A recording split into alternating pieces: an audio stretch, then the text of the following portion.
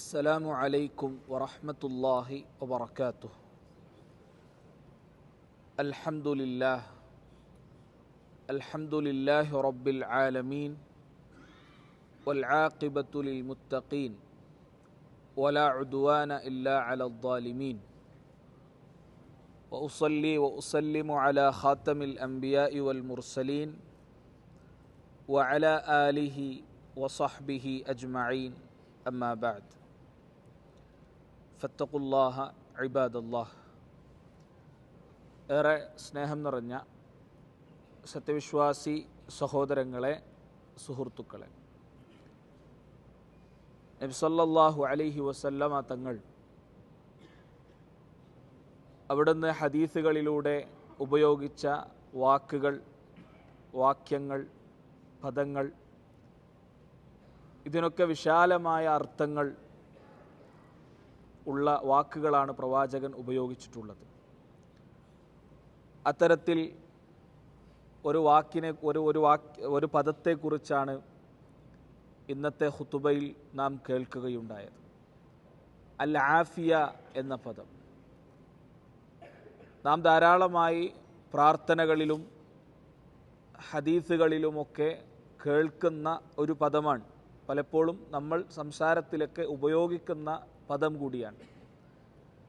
എന്നാൽ ആ ഒരു പദത്തിന് വിശാലമായ അർത്ഥമുണ്ട്.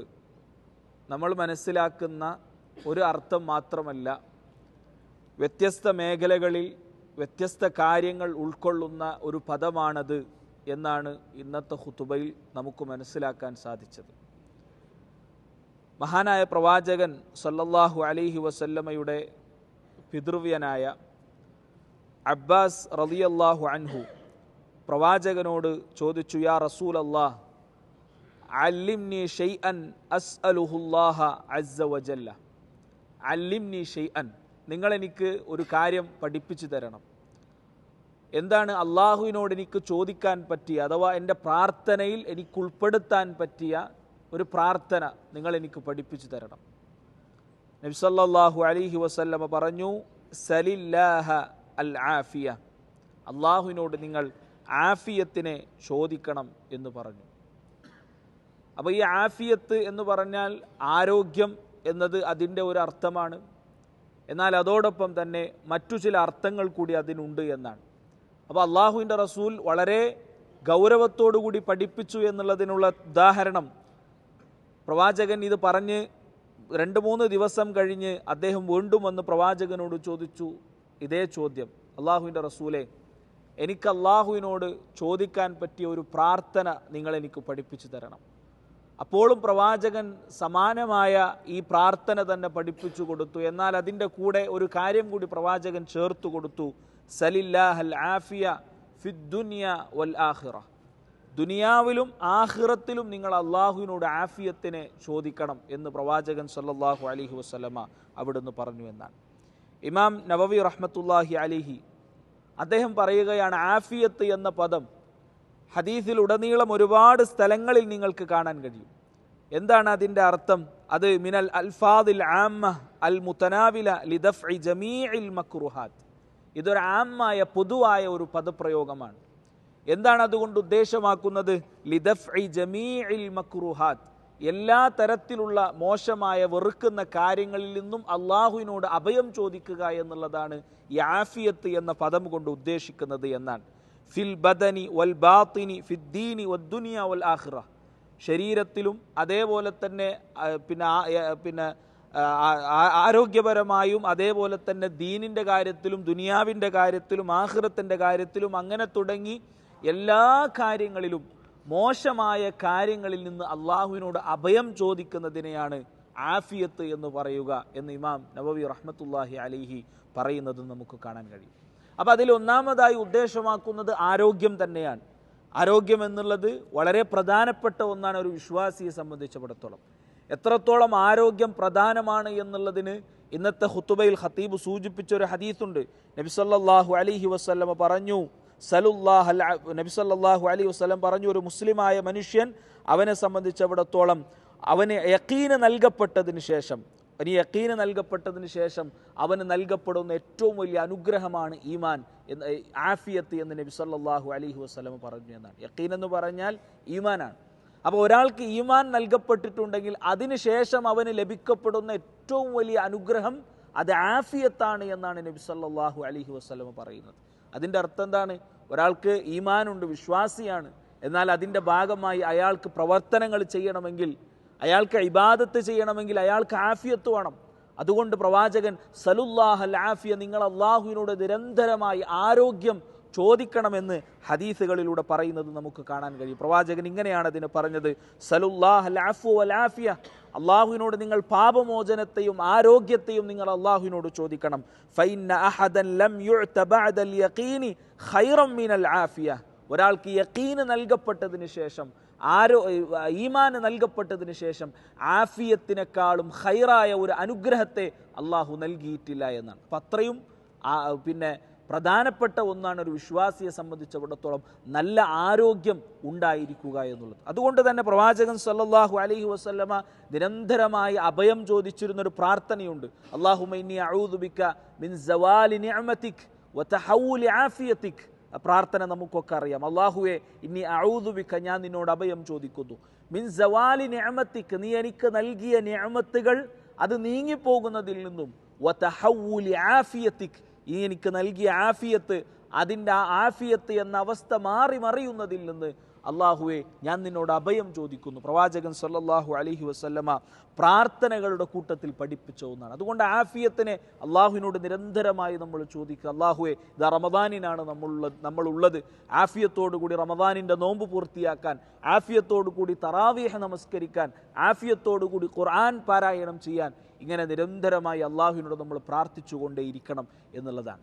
രണ്ടാമത് ആഫിയത്ത് കൊണ്ട് ഉദ്ദേശമാക്കുന്നത് സഹോദരങ്ങളെ, തിന്മകളിൽ നിന്നും അതേപോലെ തന്നെ പാപങ്ങളിൽ നിന്നും ഒരാൾക്ക് സംരക്ഷണം ലഭിക്കുക എന്നുള്ളത് അത് ആഫിയത്തിൻ്റെ ഭാഗമാണ്. ഒരാൾ തിന്മകളിൽ നിന്ന് സംരക്ഷിക്കപ്പെടുന്നു, അല്ലെങ്കിൽ തിന്മയുടെ ശിക്ഷയിൽ നിന്ന് അയാൾ സംരക്ഷിക്കപ്പെടുക എന്നുള്ളത് അത് ആഫിയത്തിൻ്റെ ഭാഗമാണ്. അവിടെയും ഹദീസുകളിൽ നമുക്ക് കാണാൻ കഴിയും. നബി സല്ലല്ലാഹു അലൈഹി വസല്ലമ പറഞ്ഞു, കുല്ലു ഉമ്മത്തി മുആഫ, എൻ്റെ ഉമ്മത്തിലെ എല്ലാവർക്കും അള്ളാഹു പാപമോചനം നൽകും, അല്ലെങ്കിൽ അള്ളാഹു പാപമോചനം നൽകും. ആർക്കൊഴികെ?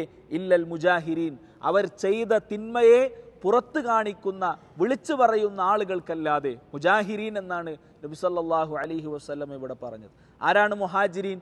മുജാഹിരീൻ പ്രവാചകൻ ആ ഹദീസിനെ തുടർന്നു കൊണ്ട് പറഞ്ഞു, ഒരാൾ ഒരു തിന്മ ചെയ്യുന്നു, ആ തിന്മ ചെയ്തു കഴിഞ്ഞ് അള്ളാഹു സുബ്ഹാനഹു വ തആല അവൻ ആ തിന്മയെ മറച്ചു വെച്ചിരുന്നു. അന്നത്തെ രാത്രി അള്ളാഹു അത് പ്രകടമാക്കിയിട്ടില്ല, ആളുകൾ ആരും അത് അറിഞ്ഞിട്ടില്ല.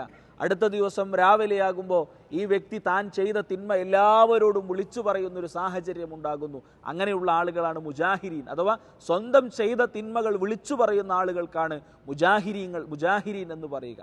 അപ്പോൾ അള്ളാഹുവിൻ്റെ റസൂൽ പറയാണ്, കുല്ലു ഉമ്മത്തി മുആഫ, എൻ്റെ ഉമ്മത്തിലെ എല്ലാവർക്കും അള്ളാഹു പാപമോചനം നൽകും, ഈ ഒരു വിഭാഗം ആളുകൾക്കൊഴികെ എന്നുള്ളതാണ്. അപ്പോൾ ഇവിടെയും ഈ സമാനമായ പ്രയോഗമാണ് നബി സല്ലല്ലാഹു അലൈഹി വസല്ലമ തങ്ങൾ പ്രയോഗിച്ചിട്ടുള്ളത്. അപ്പോൾ തിന്മകളുടെ കാര്യത്തിൽ ആഫിയത്ത് എന്ന് പറയുമ്പോൾ അവിടെ തിന്മകളിൽ നിന്ന് സംരക്ഷണം ലഭിക്കുക, ഇനി തിന്മകൾ ചെയ്താൽ അത് അള്ളാഹു മറച്ചു വെക്കുക, അതിന് അള്ളാഹു പാപമോചനം നൽകുക, ഇത്തരത്തിലുള്ള അർത്ഥമാണ് തിന്മകളുമായി ബന്ധപ്പെട്ട് അതിനുണ്ടാകുന്നത് എന്നുള്ളതാണ്. സഹോദരങ്ങളെ, അതോടൊപ്പം തന്നെ ആഫിയത്തിൻ്റെ മറ്റൊരർത്ഥമാണ് ആളുകളുടെ ഹക്കിൽ നിന്ന് നമുക്ക് സംരക്ഷണം ലഭിക്കുക എന്നുള്ളത്.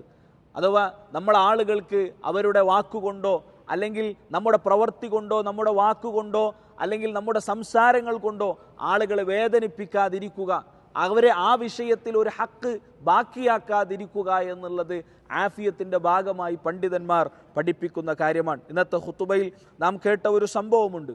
മഹാനായ ഇബ്നു ഉമർ റളിയല്ലാഹു അൻഹുവിന് ഒരാൾ കത്തെഴുതി എന്നാണ്.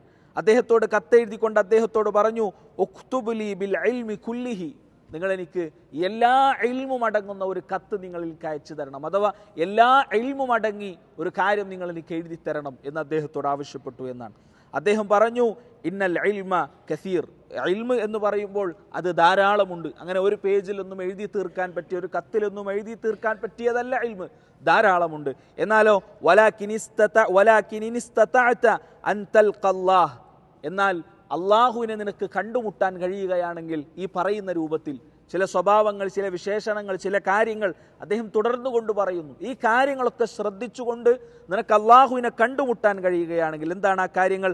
അദ്ദേഹം പറയാണ്, ഖഫീഫത്ത് ദ്വഹ്രി മിൻ ഹുഖൂഖിൽ മുസ്ലിമീൻ, മുസ്ലിമീങ്ങളുടെ ഹക്കിൽ നിന്ന് നിന്റെ ചുമൽ, നിന്റെ മുതുക് നിനക്ക് സംരക്ഷിക്കപ്പെട്ട അവസ്ഥയിൽ, ഖഫീഫായ അവസ്ഥയിൽ, ലഘുവായ അവസ്ഥയിൽ നിനക്ക് അള്ളാഹുവിനെ കണ്ടുമുട്ടാൻ കഴിയുകയാണെങ്കിൽ, അഥവാ മറ്റൊരാളെക്കുറിച്ചും അയാൾക്ക് ഹക്കുകളൊന്നും കൊടുത്തു വിട്ടാനില്ല, അല്ലെങ്കിൽ അയാളെക്കുറിച്ച് നമ്മളൊന്നും മോശമായി പറഞ്ഞിട്ടില്ല, ആ രൂപത്തിൽ നിനക്ക് അള്ളാഹുവിനെ കണ്ടുമുട്ടാൻ കഴിയുകയാണെങ്കിൽ, അതേപോലെ ഖമീസുൽ ബത്നി മിൻ അംവാലിഹിം, അതേപോലെ അന്യന്റെ സമ്പത്തിൽ നിന്ന് സംരക്ഷിക്കപ്പെടുന്ന വയറുമായി നിനക്ക് അള്ളാഹുവിനെ കണ്ടുമുട്ടാൻ കഴിയുകയാണെങ്കിൽ, അതേപോലെ തന്നെ കാഫൽ ലിസാനി അൻ അഅറാദിഹിം, അവരുടെ അഭിമാനത്തിൽ നിന്ന് നിന്റെ നാവിനെ തടയപ്പെട്ട അവസ്ഥയിൽ നിനക്ക് അള്ളാഹുവിനെ കണ്ടുമുട്ടാൻ കഴിയുകയാണെങ്കിൽ, മൂന്ന് കാര്യങ്ങളാണ്.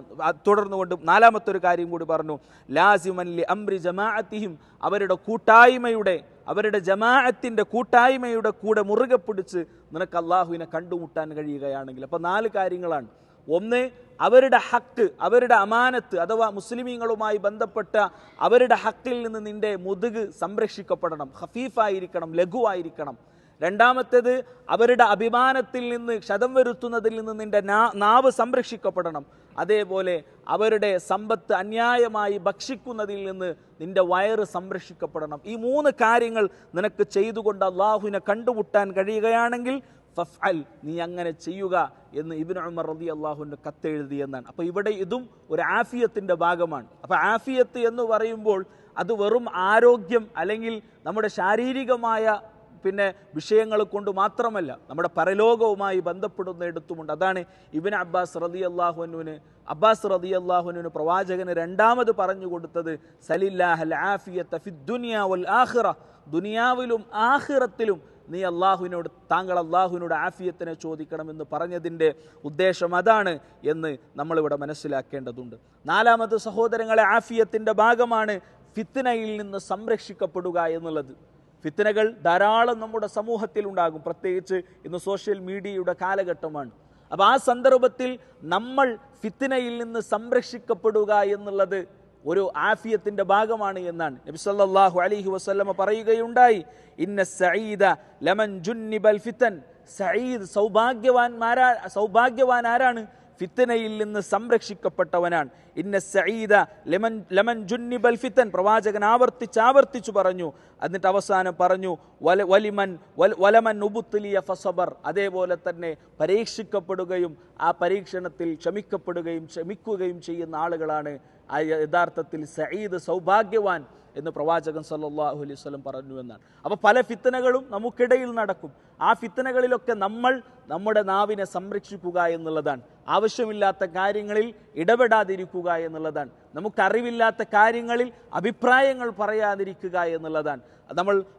നമുക്ക് സംസാരിക്കേണ്ടത്ത കാര്യങ്ങളിൽ, അറിവുമായി ബന്ധപ്പെട്ട ഇൽമിയായ വിഷയങ്ങളൊക്കെ മുതിർന്ന പണ്ഡിതന്മാരും അങ്ങനെയുള്ള ആളുകളുമൊക്കെ സംസാരിക്കേണ്ട വിഷയത്തിൽ നമ്മൾ അനാവശ്യമായി ഇടപെട്ട് നമ്മുടെ സമയവും അതേപോലെ തന്നെ നമ്മുടെ ആരോഗ്യവും നഷ്ടപ്പെടുത്താതിരിക്കുക എന്നുള്ളതാണ്. അപ്പോൾ ഫിത്നയിൽ നിന്ന് സംരക്ഷിക്കപ്പെടുക എന്നുള്ളത് ആഫിയത്തിൻ്റെ ഭാഗമായിക്കൊണ്ട് ഇവിടെ പറയപ്പെടുന്ന ഒരു കാര്യമാണ്. അതുകൊണ്ട് സഹോദരങ്ങളെ, ഈ കാര്യങ്ങളൊക്കെ ഉൾക്കൊണ്ടുകൊണ്ടാണ് നബി സല്ലല്ലാഹു അലൈഹി വസല്ലമ ഒരു പ്രാർത്ഥന നമുക്ക് പഠിപ്പിച്ചു തന്നത്. എല്ലാ ദിവസവും രാവിലെ നമ്മൾ ചൊല്ലേണ്ട പ്രാർത്ഥനകളുടെ കൂട്ടത്തിൽ ആ പ്രാർത്ഥനയുണ്ട്.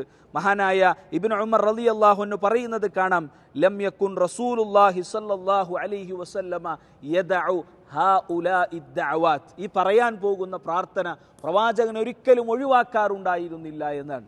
പ്രവാചകൻ എല്ലാ ദിവസവും രാവിലെ ചൊല്ലാറുണ്ടായിരുന്നു എന്നാണ്. ഹീന യുംസി വഹീന യുസ്ബിഹ്, രാവിലെയും വൈകുന്നേരവും പ്രവാചകൻ ചൊല്ലാറുണ്ടായിരുന്ന ഒരു പ്രാർത്ഥന. അദ്കാറു സ്വബാഹി വൽ മസാഇന്റെ കൂട്ടത്തിൽ ഒരു ശ്രദ്ധേയമായ പ്രധാനപ്പെട്ട ഒരു പ്രാർത്ഥനയാണ്. എന്താണ്? അല്ലാഹുമ്മ ഇന്നി അസ്അലുക്കൽ ആഫിയത ഫിദ്ദുനിയ വൽ ആഖിറ, അല്ലാഹുവേ ദുനിയാവിലും ആഖിറത്തിലും ഞാൻ നിന്നോട് ആഫിയത്തിനെ ചോദിക്കുന്നു എന്നുള്ളതാണ്. ഈ പറയപ്പെട്ട അർത്ഥങ്ങളൊക്കെ അതിൽ ഉൾക്കൊള്ളുന്നുണ്ട് എന്ന് നമ്മൾ ഇവിടെ മനസ്സിലാക്കുക. അല്ലാഹുമ്മ ഇന്നി അസ്അലുക്കൽ അഫ്വ വൽ ആഫിയത ഫി ദീനി വ ദുനിയായ വ അഹ്ലി വ മാലി, അല്ലാഹുവേ എൻ്റെ സമ്പത്തിൽ, എൻ്റെ കുടുംബത്തിൽ, എൻ്റെ ദീനിൻ്റെ കാര്യത്തിൽ, എൻ്റെ ദുനിയാവിൻ്റെ കാര്യത്തിൽ, ഇവിടെയൊക്കെ ഞാൻ നിന്നോട് അഫുവിനെ, പാപമോചനത്തെയും ആഫിയത്തിനെയും ഞാൻ ചോദിക്കുന്നു. പ്രവാചകൻ സല്ലല്ലാഹു അലൈഹി വസല്ലമ തങ്ങൾ നിരന്തരം ചോദിച്ചിരുന്ന പ്രാർത്ഥനയാണ്, അല്ലെങ്കിൽ അള്ളാഹുവിനോട് ആവശ്യപ്പെട്ടിരുന്ന കാര്യമാണ്, രാവിലെയും വൈകുന്നേരവും എല്ലാ ദിവസവും. അപ്പോൾ നമ്മളും ഇത് പതിവാക്കുക. എന്തുകൊണ്ടാണ്? ഒരു കാര്യം മാത്രമല്ല ഈ പ്രാർത്ഥനയിൽ ഉൾപ്പെടുന്നത്. അതാണ് ഇന്നത്തെ ഖുതുബയിൽ ഖതീബ് ഇവിടെ സൂചിപ്പിക്കാൻ ആഗ്രഹിച്ചത്. അതുകൊണ്ട് അത് നമ്മൾ പ്രത്യേകം ശ്രദ്ധിക്കുക. തുടർന്നുകൊണ്ട് പ്രവാചകൻ ആ പ്രാർത്ഥനയിൽ പറയുന്നത് അല്ലാഹുമ്മസ്തുർ ഔറാത്തി വആമിൻ റൗആത്തി എന്നിങ്ങനെ തുടങ്ങി അല്ലാഹുമ്മ ഹ്ഫദ്ലി മിൻ ബൈനി യദയ്യ വമിൻ ഖൽഫി. നമുക്കൊക്കെ ചില ആളുകൾക്കൊക്കെ ആ പ്രാർത്ഥന അറിയാത്ത ആളുകളുണ്ടെങ്കിൽ ഇന്ന് തന്നെ നമ്മൾ ആ പ്രാർത്ഥന പഠിക്കുകയും ഇന്നു മുതൽ എല്ലാ ദിവസവും വൈകുന്നേരവും രാവിലെയും നിരന്തരമായി ആ പ്രാർത്ഥന ചൊല്ലാൻ നാം ഓരോരുത്തരും ശ്രമിക്കേണ്ടതുണ്ട്. അല്ലാഹു സുബ്ഹാനഹു വ തആല തൗഫീഖ് നൽകി അനുഗ്രഹിക്കുമാറാകട്ടെ. സഹോദരങ്ങളെ, രണ്ടാമത്തെ ഖുതുബയിൽ ഖതീബ് സൂചിപ്പിച്ചത് റമദാനിൻ്റെ ഒരു വലിയ ഒരു 10 ദിവസങ്ങൾ നമ്മളിൽ നിന്ന് കഴിഞ്ഞു പോവുകയാണ്. അതിൻ്റെ ഏറ്റവും ആദ്യത്തെ 10ൻ്റെ അവസാനത്തിലാണ് നമ്മളുള്ളത്. ഈ സമയത്ത് നാം ഓരോരുത്തരും ചിന്തിക്കേണ്ട ഒരു കാര്യമെന്ന് പറഞ്ഞാൽ അല്ലാഹു സുബ്ഹാനഹു വ തആല റമദാനിൽ ഖുർആൻ ഓതിയ ആളുകളുടെ ലിസ്റ്റ് തയ്യാറാക്കുന്ന സമയത്ത്, അല്ലെങ്കിൽ ഖുർആൻ ഓതിയ ആളുകളുടെ ലിസ്റ്റിൽ നമ്മുടെ പേരുണ്ടാകുമോ നാം ഓരോരുത്തരും പരിശോധിക്കേണ്ടതുണ്ട്. രാത്രി ഇഖ്ലാസോടുകൂടി നിന്ന് നമസ്കരിച്ച ആളുകളുടെ കൂട്ടത്തിൽ നമ്മുടെ പേരുണ്ടാകുമോ? അതേപോലെ തന്നെ റമദാനിൻ്റെ ദിവസങ്ങളിൽ അള്ളാഹുവിനോട് പാപമോചനം ചോദിച്ച ആളുകളുടെ കൂട്ടത്തിൽ നമ്മുടെ പേരുണ്ടാകുമോ? ഇങ്ങനെ റമദാനിലെ ഓരോ പ്രവർത്തനങ്ങളും എടുത്ത് നമ്മളൊന്ന് പരിശോധിക്കുക. അവിടെയൊക്കെ ഈ കഴിഞ്ഞ 10 ദിവസങ്ങൾ നമ്മളിൽ നിന്ന് കഴിഞ്ഞു പോകുമ്പോൾ സഹോദരങ്ങളെ, അവിടെയൊക്കെ ഏതൊക്കെ കൂട്ടത്തിലാണ് നമ്മുടെ പേരുണ്ടാവുക എന്ന് നാം പരിശോധിക്കേണ്ടതുണ്ട്. കഴിഞ്ഞ ദിവസങ്ങളിൽ നാം ഓതിയ ഖുർആനിൻ്റെ പേജുകൾ എത്രയാണ്? ഇതൊക്കെ നമ്മളൊന്ന് പരിശോധിക്കുക എന്നുള്ളതാണ്. ഇവിടെ ഇന്നത്തെ ആദ്യത്തെ ഖുതുബയിൽ സൂചിപ്പിച്ച വിഷയവുമായി ബന്ധപ്പെട്ടത് റമദാൻ എന്ന് പറയുന്നത് ധാരാളമായി പാപമോചനത്തിന് അല്ലാഹു സുബ്ഹാനഹു വ തആല അവസരങ്ങൾ നൽകിയ മാസമാണ് റമദാൻ മാസം. റമദാനിലെ ഒരു ദിവസം നോമ്പെടുത്താൽ നമുക്ക് പാപമോചനമുണ്ട്. റമദാനിൻ്റെ രാത്രിയിൽ തറാവീഹ് നമസ്കരിക്കുമ്പോൾ അവിടെയും പാപമോചനമുണ്ട്. അതേപോലെ തന്നെ റമദാനിൻ്റെ ഓരോ ദിവസവും രാത്രിയിലും അള്ളാഹു ചില ആളുകളെ നരകത്തിൽ നിന്ന് മോചിപ്പിക്കുന്നുണ്ട്. അതേപോലെ തന്നെ റമദാനിൻ്റെ അത്താഴ സമയം നമുക്ക് അള്ളാഹു നൽകുന്ന വലിയ ഒരു അവസരമാണ്. വബിൽ അസ്ഹാരി ഹും യസ്തഗ്ഫിറൂൻ. അത്താഴത്തിൻ്റെ സമയം വിശ്വാസികളുടെ വിശേഷണമായി കൊണ്ട് അള്ളാഹു പറഞ്ഞതാണ്, അത്താഴ സമയത്ത് അവർ ഇസ്തിഗ്ഫാർ ചെയ്യുന്ന ആളുകളാണ്, അള്ളാഹുവിനോട് പാപമോചനം തേടുന്ന ആളുകളാണ് എന്നുള്ളതാണ്. അവിടെയും അള്ളാഹുവിനോട് പാപമോചനത്തെ ചോദിക്കാൻ, ഇസ്തിഗ്ഫാറിനെ ചോദിക്കാൻ നമുക്ക് വലിയ അവസരം നമ്മുടെ മുമ്പിലുണ്ട്.